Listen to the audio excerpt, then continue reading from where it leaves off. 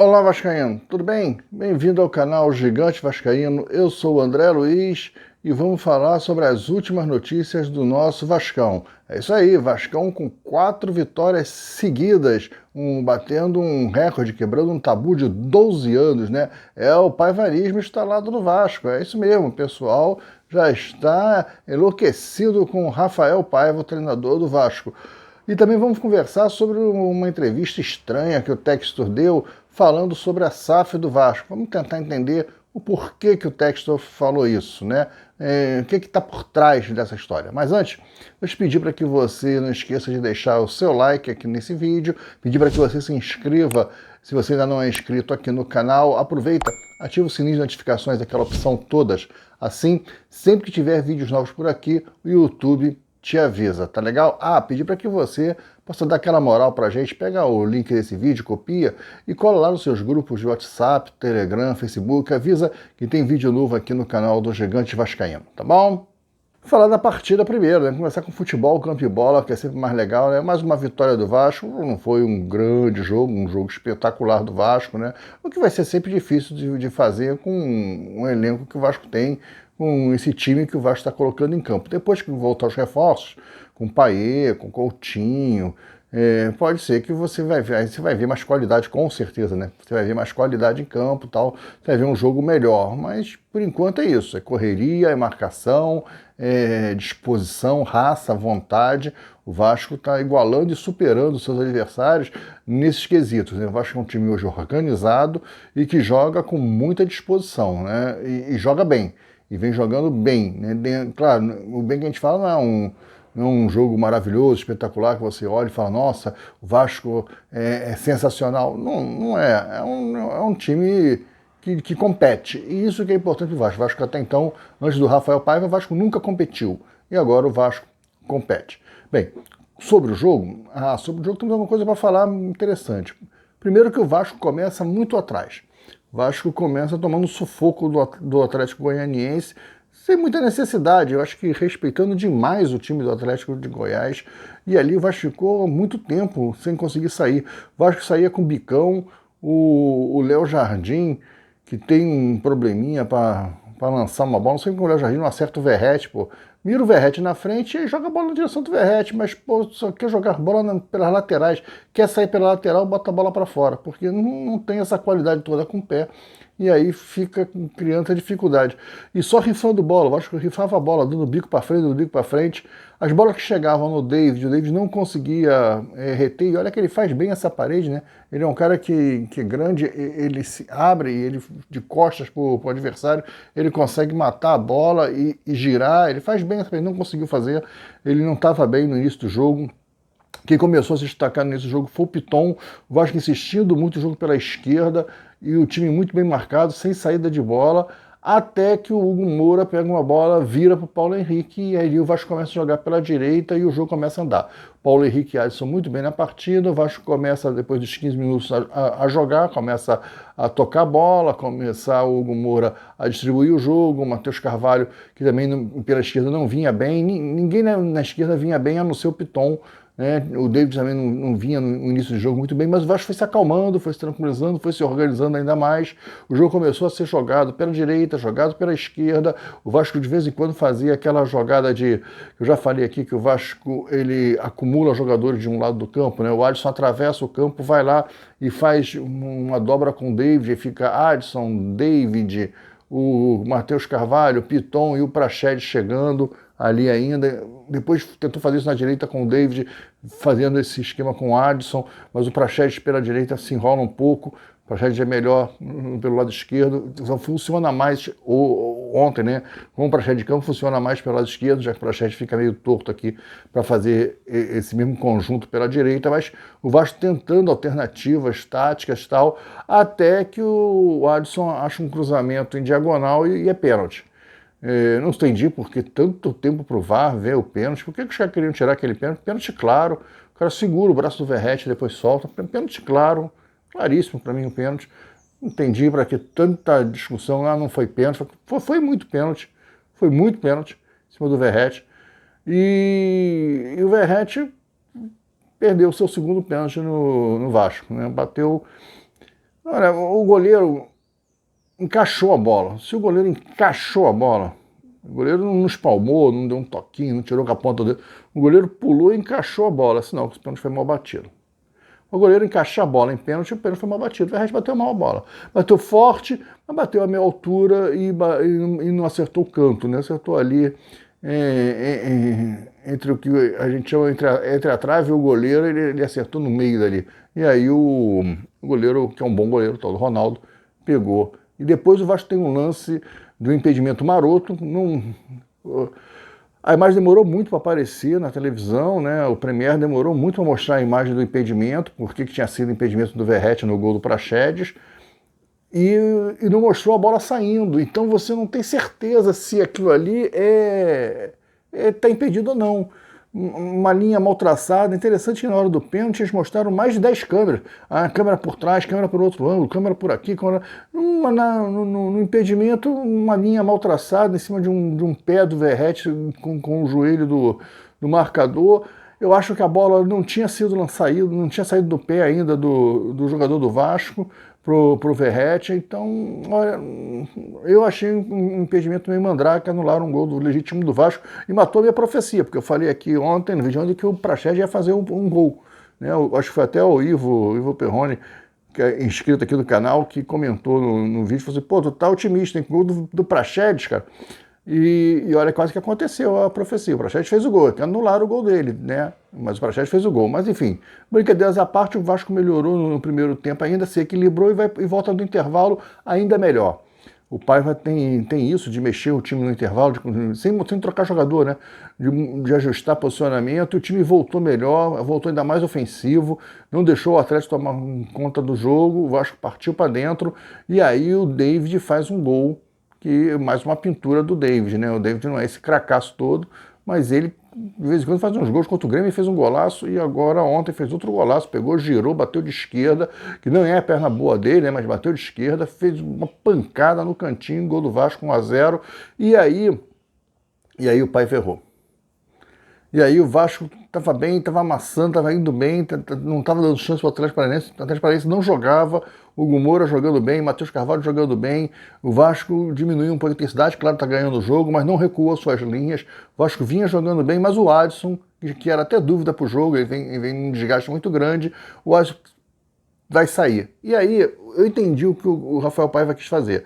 Eu não entendi, e acho que ele fez errado, foi a peça que ele colocou.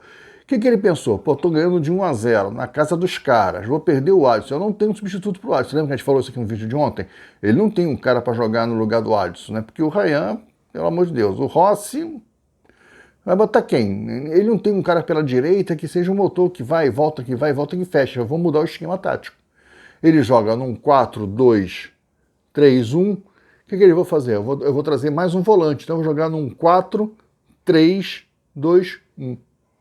É isso que eu vou fazer. Eu vou jogar com 4 na linha de 4 da defesa, vou trazer 3 volantes em vez de 2, vou trazer mais um volante, vou fazer 3 volantes, vou ficar com 2 meias e o Verratti na frente. Esses 2 meias, um é o David, que está indo e voltando também, o outro é o Praxedes, e o que vai ficar flutuando, e eu fecho aqui à direita com mais um volante. Eu abro o volante para a direita, ele não vai precisar mais ir ao fundo. Eu vou deixar aquele campo da direita para o Atlético Paranaense, mas do meio de campo para trás eu fecho com o volante. Eu entro com uma linha de 3 volantes. Eu já tenho o Hugo Moura e já tenho o Matheus Carvalho bem posicionado. Eu vou entrar com mais um na frente da área. Para quê? Para eu abrir o Hugo Moura pela direita, abro o Matheus Carvalho pela esquerda e entro com mais um volante aqui no meio. E aí que ele fez a besteira. Esse volante no meio ele botou o Galdames. Bom, e o Galdames não joga futebol. O Galdames, ele tá sempre passeando em campo, ele tá sempre numa lerdeza, num soninho, não sei se o cara tá com má vontade, o cara não tem disposição, não tem sangue, marca fofo, só cerca, você vai ver, aí você vai começar a ver o quê? Buracos na frente da área do Vasco, você não via mais isso. E aí começou a Transparência gostar, começou a ter chute, que os caras chutavam mal, bico pro alto, mas os caras começaram a ter chance na entrada da área do Vasco. Por quê? Quem tem que estar ali é o Galdames, e o Galdames só cerca. Ele não morde ninguém, é um arame liso. O Galdames é um arame liso, ele só cerca. E o Paiva sentiu que fez besteira. E ali ele falou, putz, o Galdames entrou mal no jogo, fiz besteira, o Galdames não pode jogar realmente. E aí ele tenta consertar o esquema tático, porque o Hugo Moura tá cansado, ele tira o Hugo Moura para botar o Ryan, ele começa a fazer substituições para tentar voltar para o 4-2-3-1, mas ele já tem o Galdames no campo. E aí ele já tá perdido, ele já tá com o Galdames, só se ele tinha que ter muita coragem para ele botou o Galdames, não deu certo, tirava o Galdames com 5 minutos, ia queimar o cara. E talvez ele perdesse até o grupo, né? Tem esse negócio de vestiário, e os caras podem ficar aborrecidos e tal. E aí ele não fez isso, que era pouco provável. Tem que ser um treinador muito grandão, né? Para fazer um negócio desse. Botou o cara com 10 minutos, tira o cara e bota outro. Não gostou do cara. É complicado fazer um negócio desse. Raramente você vai ver isso no futebol. E o Paiva não fez isso, claro. Ele segurou a besteira e foi tentando ajeitar. E ajeitou com o Zé Gabriel, que entrou um pouquinho melhor, o Ryan, para poder ajeitar taticamente o time. Mas o Ryan tem que voltar para a base. O Ryan não tem a mínima. A pessoa está queimando, o Ryan é horrível, horroroso. Gente, ele não é horrível, ele não é horroroso. O Ryan é craque.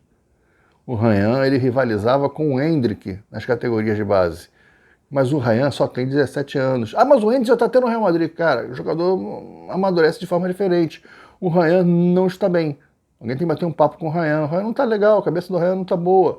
Ele está indeciso, ele está inseguro. O gol que ele não chegou a perder o gol, mas a jogada que ele arranca com a bola e entra na área e não sabe o que fazer, acaba jogando a bola para fora. Não foi nem escanteio, ainda fica gritando, pedindo pênalti. Então, aquilo ali na base, ele fazia muito gol, tanto com a perna direita quanto com a perna esquerda, mais com a perna esquerda, que ele é canhoto. Ali era para ele ter cortado para dentro, chutado, mas ele não fez.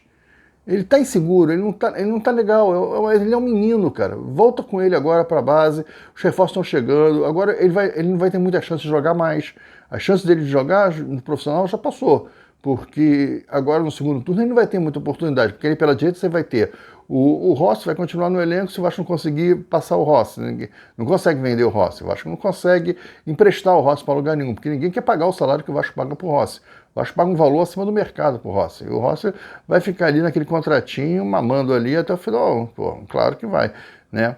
E o Vasco agora vai ter pela direita o Adson, vai ter o Rossi, vai ter o Emerson Rivaldo Rodrigues, que chegou, o Emerson Rodrigues, joga por ali. Tem o Alex Teixeira, que pode fazer aquela função. Quer dizer, o próprio Felipe Coutinho, se você tiver uma peça para jogar Felipe Coutinho, Paê e David, se o Adson puder jogar. Então você tem mais opções que o Ryan não vai ser a primeira opção ali. Então volta com o menino para a base, volta para a base, deixa ele pegar mais cancha. Ano que vem, começa uma nova temporada, chama ele de novo, chama ele e vai se acertando. Outro que também vem entrando mal é o JP, né? O JP caiu muito, mas é normal, o jogador jovem, ele oscila bons momentos ruins, né? Vai jogar melhor em São Januário, porque ao lado da torcida está acostumado com São Januário, com estádio, com campo, com local, se sente mais à vontade, né? Mas entrou também numa posição errada, entrou no lugar do Praxedes. O JP não joga no lugar do Praxedes, e aí o Rafael Paiva deu uma ajustada, porque ele viu que o Galdames estava mal, ele traz o JP para segundo volante, que é a dele, e aí ele melhora ali e traz o Galdames um pouquinho para frente para fazer o que o Praxedes faz, mas o Galdames não conseguiu. O Galdames não conseguiu fazer o que o Praxedes faz e não conseguiu fazer o que o Hugo Moura fazia. Então o Galdames era inútil em campo, era -1 e ficou perdido ali. Sempre, se você, eu vi o jogo com meu filho e falava, olha como está o Galdames, sempre sozinho. O Galdames estava sempre sozinho de marcação. Ninguém marcava o Galdames e ele também não marcava ninguém. Quem marcava o Galdames era a Grama. O técnico do Atlético Goianiense até falou, deixa que a Grama marca aquele cara ali, vai embora que é -1. Passa por ele, que era fácil passar por ele. Ele não dava combate, um arame liso, cercava, olha, enfim. Vai ter que se livrar do Galdames, mas tá difícil se livrar do Galdames, né? Também ninguém tá querendo. Tinha um negócio com a Universidade do Chile, não deu certo. Poxa, tava quase certo. Quem deu certo foi o Cleiton. O Cleiton já viajou, já está em São Paulo, em Portugal, graças a Deus, estou fechando um contrato com o Rio Ave essa semana. Já foi para lá fazer os exames médicos, já está tudo fechado, tudo certo. Quem está subindo no telhado é a negociação do Serginho para a Polônia. O Serginho Kosovo, o clube polonês não quer pagar o salário que ele recebe no Vasco. Tá uma confusão aí, parece que vai dar ruim. O Serginho vai continuar com a gente. Era um que tinha que sair. Serginho, Galdames, Rossi, essas são as prioridades para você liberar espaço na folha do elenco. Mas o problema são os contratos que foram mal feitos, né? Os caras recebem muito. Mas é isso aí. Mas uma grande vitória, 4 vitórias seguidas, excelente para o Vasco. Pô, parabéns a todo o grupo, parabéns ao Vasco. Vamos partir para quinta vitória domingo, o Vasco tem todas as condições de ganhar o Atlético Mineiro em Minas, né, na Arena MRV. O Vasco tem todas as condições de ganhar o Galo. Eu estou confiante, eu acho que o Vasco vai fazer um bom jogo. Não sei se a gente vai ter o Alisson saiu já com um short levantado na perna direita, mas vamos ver o que vai acontecer. Tem aí alguns dias para se recuperar ainda. Eu não entendi esse planejamento do Vasco de voltar para o Rio, voltou ontem mesmo para o Rio, o Vasco foi para o hotel, jantou e trocou de roupa e viajou com um voo fretado para o Rio de Janeiro. Pô, não entendi porque o Vasco não arrumou uma logística de ir para Minas, era menos uma viagem, né? Mas enfim, vamos ver o que vai acontecer. Talvez o Payet se junte à delegação que vai viajar para Minas e vai ser mais um reforço aí, pelo menos para jogar 45 minutos e tudo, vai dar uma melhorada. Eu prefiro o Payet do que o Praxedes, hein? Que não jogou mal. O Praxedes não jogou mal, uma boa partida do Praxedes. Excelente partida do Paulo Henrique de novo, o PH jogou muito, poxa, vitalidade, jogou bem até o final, conseguiu dosar o gás. Piton jogou muito bem também, o Gumora e Cocão, excelente. O Maicon fez uma excelente partida ontem. Achei o Maicon até mais rápido, parou de se ajoelhar na marcação. Achei o Maicon até... Claro, ele é aquele tanque que sai numa marcha complicada. Ele não tem, o arranque dele é lento. Ele é um cara grande, pesado. Mas eu achei ele mais rápido. Veja bem, ele não é o João Vitor, ele não tem velocidade, mas ele está mais rápido do que ele era antes. Mas eu quero dizer, eu achei ele melhor ontem. Achei que ele teve umas passadas mais rápidas. Ele saiu de 0 a 100 um pouco mais rápido do que ele fazia anteriormente. Olha, gostei muito do Michael, não achei ruim o Praxedes, achei o Praxedes bom. O David, o início estava mal no primeiro tempo, mas depois se ajustou, se acertou. O David fez o jogo dele honesto. O Adson, pelo cansaço, faltou um pouco de ímpeto do Adson ali, mas eu acho que é porque ele vem com esse problema muscular, o cara tá com medo de estourar. O Verratti é aquela luta de sempre, né? Perdeu um pênalti, mas é o segundo que ele perde, já fez um monte. Perder pênalti faz parte do processo, né? Mas o Verratti lutou muito. Ele não está numa fase boa, já é o terceiro jogo que ele não faz gol, mas ele lutou muito, como sempre. É um desafogo ali. E ontem ele fez um negócio que ele não vinha conseguindo fazer, ele fazia o pivô. Ele fez muito bem o pivô ontem, porque geralmente a bola chega no Verratti e ele cai. E aí ele ganha as faltas, às vezes ele fica deitado lá reclamando que o juiz não deu falta para ele, mas ontem não, ontem ele se manteve em pé e equilíbrio, conseguiu girar, conseguiu tocar algumas bolas. Alguém falou para ele, olha, o pai até falou para ele, ó, fez o pivô, travou a bola, olha quem tá e toca a bola, não tenta você arrancar com a bola, porque você não tem velocidade para arrancar com bola. E ele fez isso, né? O Matheus Carvalho também muito bem, o Hugo Moura muito bem. Bem, eu gostei do time. É um time limitado, mas é um time que luta, que corre muito. Gostei muito do setor defensivo do Vasco ontem. É muito sólido a defesa do Vasco, com destaque para os dois laterais, tanto o Piton como o PH. Agora vamos falar sobre essa história do Textor. O Textor deu uma entrevista dizendo que está muito preocupado com a SAF, com a lei da SAF no Brasil, pelo que aconteceu com o Vasco, o absurdo que aconteceu com o Vasco, uma coisa absurda do Vasco entrar com uma liminar para nós americanos, como se fosse bem superior ao brasileiro, né? Para nós americanos isso é uma coisa muito esquisita, porque você vai até um juiz e fala, olha, excelência, eu tenho aqui provas que mostram que o cara não está cumprindo. E aí, sem ouvir a outra parte, o juiz dá uma liminar. Isso é uma coisa que não entra na cabeça do americano. Eu acho, frase do texto, que o Vasco devia ter esperado a empresa não ter cumprido alguma cláusula do contrato, e aí sim entrava na justiça para retomar o clube. Não fazer o que fez precipitado, porque os investidores que estão por trás dessas partes, eu conheço, o Deco falando, e são muito firmes. Se eles quiserem cumprir o contrato, eles vão cumprir. Eles têm dinheiro para isso, eles são muito fortes, que é a ACAP. Ele está falando da ACAP, não está falando mais dessas 7 partes, ele já está falando da ACAP. Pausa. Tá? Primeiro, texto, você não é um cara mal informado. Você não é um cara que não tem conhecimento do que está acontecendo. Você tem conhecimento. Então você está dando uma declaração porque você tem interesses nisso aí, né? Então vamos lá. Primeiro, dizer que vai ter que esperar a empresa como é que ele falou? Não cumprir alguma cláusula do contrato. Para você falar um negócio desse, você tem que conhecer o contrato. Você conhece o contrato do Vasco com as sete partes? Ou você está falando só da questão do aporte? Porque não foi isso que você falou. Você falou o descumprimento de alguma cláusula do contrato. Então, vou te avisar, eu também não conheço o contrato, mas eu acompanho as notícias. E pelas notícias, a sete partes não cumpriu a cláusula do contrato do CT, por exemplo. Foi uma das cláusulas que a sete partes não cumpriu. Foi a construção do CT. Outra coisa que a sete partes não cumpriu é que existe uma lei, não sei se você sabe, você deve saber, né, Teixeira? Aqui no Brasil tem uma lei que o majoritário, ou qualquer um dos sócios da SAF, na verdade, a lei diz isso, não pode trocar o controle sem avisar a SAF. Por exemplo, a C7 Partners saiu do mercado, não existe mais. Hoje a EICAP é a controladora da C7 Partners. A C7 Partners tinha que avisar o Conselho Administrativo da SAF, não fez isso. Isso é quebra de contrato. Estou tirando só algumas cláusulas, né? Então, só isso já era motivo, e é motivo grave. Ah, isso é besteira, não investiu no CT, mas investir. Não ia não, ela tinha um prazo. Ela tinha um prazo para começar as obras e para entregar, junho de 2024. E a SAF não fez nada.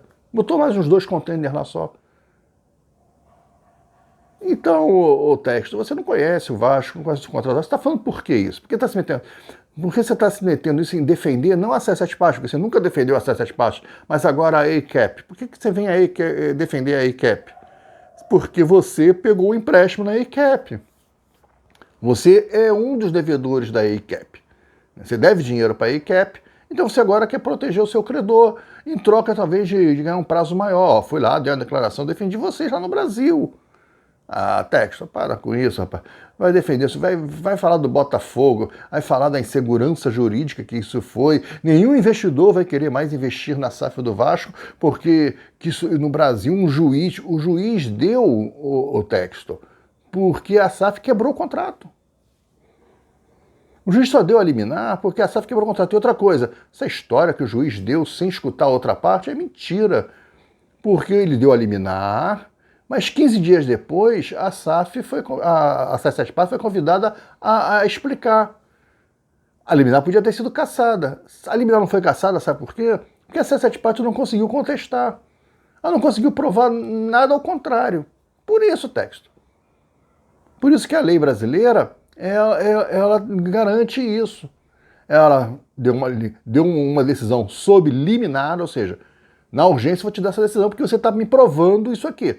O Vasco apresentou argumentos e provas de que aquilo que o Vasco estava falando era verdade. Em cima daquilo, o juiz, em caráter de urgência, concedeu uma liminar, mas ouviu a outra parte.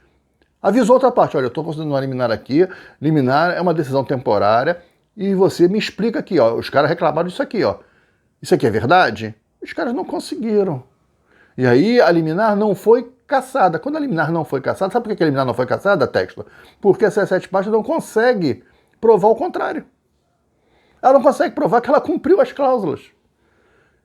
Então você, além de tudo, está indo contra a soberania da justiça brasileira, colocando em questão as leis brasileiras. Cara, você não pode ter uma SAF do Botafogo, você não concorda com as leis brasileiras. Você tem que sair e vende, cara. Oh, Texto, vai se meter na tua vida, pá. Interesse político, interesse financeiro, dando declaraçãozinha para ganhar benefícios lá nos Estados Unidos, porque você precisa de grana também, de movimentar dinheiro. Eu entendo, pegar empréstimo. E aí agora você está parceirinho da EICAP, está amiguinho da EICAP, vai defender a EICAP no mundo todo agora. Ah, ó, para com isso, Texto, ó, pega teu boné, vai embora, vai cuidar da tua vida, vai cuidar do Botafogo. O Botafogo tá indo bem, fazendo uma boa gestão, tá disputando o Campeonato Brasileiro, tá aí, ó, líder, legal, parabéns, tal, mas esquece o Vasco, cara, esquece o Vasco. Para de falar besteira, não se mete com o Vasco não, se mete com o Vasco não, porque tá feio, né? Você não fala aquilo que você não entende. Aliás, você entende, mas não tenta tirar proveito não. Acho engraçado são jornalistas, né? Que não falam isso, mas peraí, o seu texto está falando isso aí, é o que? É uma entrevista ou uma declaração? Ah, uma declaração? Então tá, vou pegar essa declaração, vou publicar e vou contestar. Sou jornalista, quando eu escrevi o texto, eu vou falar, ele falou isso, porém, esquece disso. E se eu sou jornalista e é uma entrevista, então eu vou fazer a réplica. Peraí. O senhor está dizendo que a justiça deu uma liminar. Não, mas os caras foram ouvidos. Eles tiveram a oportunidade de caçar a liminar e eles não conseguiram. Eles não conseguiram provar o contrário. Você está dizendo que o Vasco entrou e sem esperar a 77 partes quebrar alguma cláusula? Ela quebrou várias cláusulas do contrato, são várias cláusulas quebradas. E você acha que... Porque as pessoas acham que a única coisa que a 77 partes tem que fazer é o aporte. Esquece, o aporte é uma das cláusulas do contrato. Existem outras cláusulas, outras obrigações que a 77 partes não cumpriu. Né? E outra coisa, se o Pedrinho não faz aquilo, hoje o Vasco estava envolvido na massa falida. E a ECAP estava feliz da vida, porque tinha as ações da Vasco SAF para negociar. Então é isso que você quer babar a ECAP, você quer ajudar a ECAP, porque a ECAP é uma empresa que tem muita grana nos Estados Unidos, ela é muito forte realmente financeiramente, realmente você está com a razão, se ela quiser cumprir os contratos ela pode, mas no Vasco ela não vai nem poder cumprir, porque ela não faz parte das 77 partes, ela é a controladora das 77 partes, ela não está no contrato da Vasco SAF, a ECAP, porque no contrato da Vasco SAF está a 77 Carioca, que é controlada pela 77 Partners. Não tem que a ECAP não existe aqui. Vasco hoje tem um buraco no setor administrativo. A 77 Partners, seu texto, até hoje não indicou pessoas para o conselho administrativo da Vasco SAF. Você sabia disso? Porque ela não existe mais. O Joshua Wanda não existe mais, o Steven Pasco não existem mais. Os caras provavelmente vão sair de lá preso. Você esqueceu isso tudo, texto? Ah, palhaçada, né? Querer muito olhar ao seu lado e a imprensa brasileira não consegue abrir a boca para contestar nada, sei lá, não consigo entender isso não. Terminar, pedir para que você não esqueça de deixar o seu like, pedir para que você se inscreva no canal caso você ainda não seja inscrito, ative o sininho das notificações, aquela opção todas, assim sempre que tiver vídeos novos aqui o YouTube te avisa, né, que tem vídeos novos no canal, e se você puder pegar o link desse vídeo, né, e copiar e colar lá nos seus grupos de WhatsApp, Telegram, Facebook, isso vai ajudar muito o nosso canal. Comenta aí o que você achou da partida do Vasco, né, da vitória, que você está esperançoso contra o Atlético Mineiro, o que você pensa dessa declaração do texto, que diz que existe uma insegurança jurídica no Brasil devido ao Vasco ter ganho a liminar antes das 77 partes, né, não ter cumprido nenhuma cláusula, né, e descumprido alguma cláusula, e na verdade a 77 partes descumpriu várias cláusulas, mas o texto acha que a única cláusula que a 77 partes tem que cumprir é o aporte, ele só fala sobre em relação ao aporte. Então, o que você acha disso aí, que o texto falou, se o texto está se metendo nisso, e também sobre o jogo? Comenta aí, tá bom? Gente, fiquem com Deus, até o vídeo de amanhã, tchau!